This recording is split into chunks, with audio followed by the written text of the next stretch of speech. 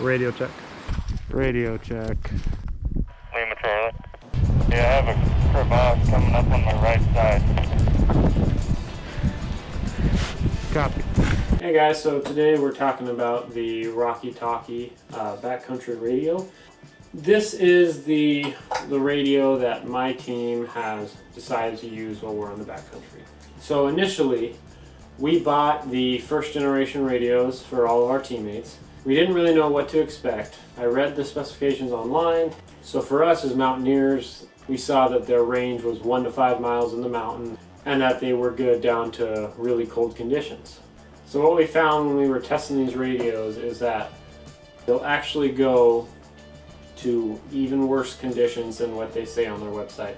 We've had these radios down to minus 30 Fahrenheit, and we've been able to contact our base camp, which was 3 miles from us and 4,000 feet of vert in between, with multiple weather systems in between us. So we were in the middle of a huge storm, and we had crystal clear radio transmission, and that was towards the limit of the radio if you're going off what the website says.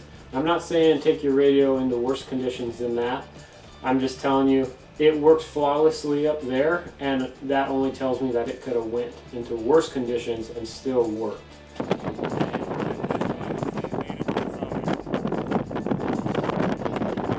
We were so impressed with the first generation radio that I contacted Rocky Talkies and asked if they wanted to partner up with us, and they said yes. So we bought the first generation, so I want to talk about the first gen a little bit. This radio has worked exceptionally well in every single situation I could have ever put it in. I never wasn't able to contact my partner. It never didn't work for me. I've never once had a problem with it. I clip it up to my backpack strap here, and then they've got a tether at the bottom that you can clip to either your hip belt or your harness or whatever. If you have to take your backpack off to do some climbing, then you can just clip this to your harness. So super versatile radio. 10 days ago I took a pretty big fall into a bergschrund on a glacier, and the radio was connected to my pack. I broke my shoulder, so I wasn't able to carry my pack out. The radio and all my gear had to stay on the pack, and this of course was on the outside of my pack. The glacier, the glacier side of the schrund was melting, so it basically had a continuous rain pour on the radio. And I got back to my pack a week later. A team went in and retrieved it and got all my gear back. The radio still worked. It still had battery and was able to make transmissions immediately. So going into the new version 2 of the radio, and I don't think this is out for the public yet. This is a second edition of the Rocky Talkie radios, and this is the box that they come in. So first glance they look very similar. There's a little bit different design on the front, as you can see there. I wish I could hold both of them up, but I only have one hand right now. And then you can see the design on that. So it's a little different there. Some of the other things I noticed is, so the button at the top here that's used to change channels, it's less recessed, and so it's easier to use with gloves on. You get an acknowledgement beep every time you hit that button, which is really nice for me and potentially for you as well, because I'm wearing expedition mitts a lot of the time, and so I can't really tell whether I'm pushing that button or not. So to get that beep is really nice, and you can turn that on or off. The new radios also have a scan mode, which is really nice in case of an emergency. You might be able to communicate to outside help if you just put your radio on scan. It's going to go through the channels until it catches some traffic. So Rocky claims 3 to 5 days of use on a single charge. I've seen it go beyond that. It really depends on how much traffic you're making on the radios, but that's still a lot of usage out of one charge, especially if you're carrying a battery pack anyways. You'll be able to charge your radio. Line of sight, 25 plus miles. That really doesn't pertain to me too much. I'm never going to be on flat ground using the radios, but you know, these aren't just meant for the mountains. You can use these radios in any sort of line of work. So that might be important to you. Mountains, 1 to 5 miles.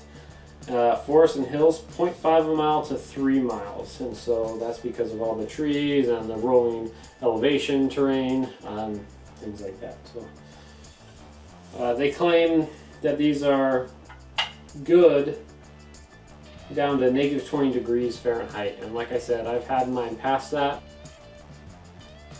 The radios have 128 channels, and they also have privacy codes for every channel. We're going to open this box up. So inside the box, this is how it looks.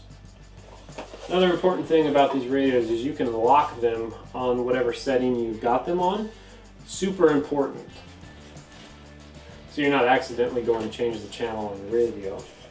So here it is in the box. It's got the leash there, and then the carabiner. And one of the other things I noticed,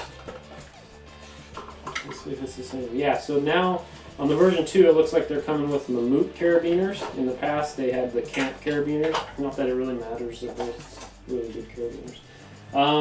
So it's got a charger in here. The version 2 went to a USB-C charger.